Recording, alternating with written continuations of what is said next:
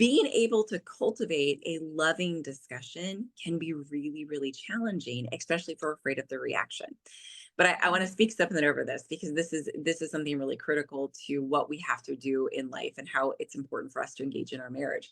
When we cannot speak about something that we're worried about in a kind and loving manner, because we're afraid that someone's feelings are going to get hurt or they're going to feel ashamed, you are actually involved in manipulation. This is what is called codependency.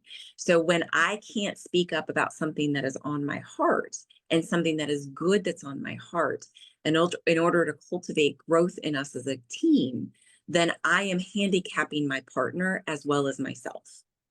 Yeah.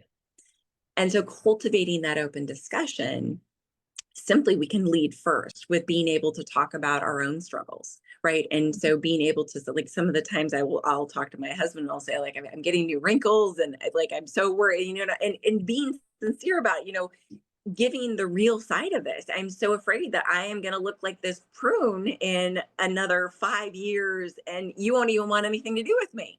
And then, Right. Keith generally laughs and he says, well, I always want something to do with you and we're both going to look like prunes. Um, but Right. even being able to cultivate the discussion around body image, being able to ask your partner and say things like, hey, I know that we've changed a lot. And I know that we've gone through a lot of seasons together. My husband and I have been married for a while and we've gone through multiple kids. Like we've got adults and grandkids right now. How Right. are you feeling about how you're taking care of your body? And how are you feeling about even your body right now?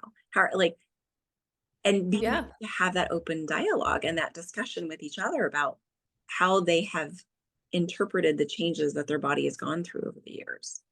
Right. I mean, that's the blessing of being in a marriage, that the Lord gave us a helpmate. Again, Lord created woman so that she could be a helper to man. And that is a helper together. We are partners, and having that transparency, again, it's not easy. Just like you said, like sometimes we get stuck and we don't want to share it for fear of what they're going to say.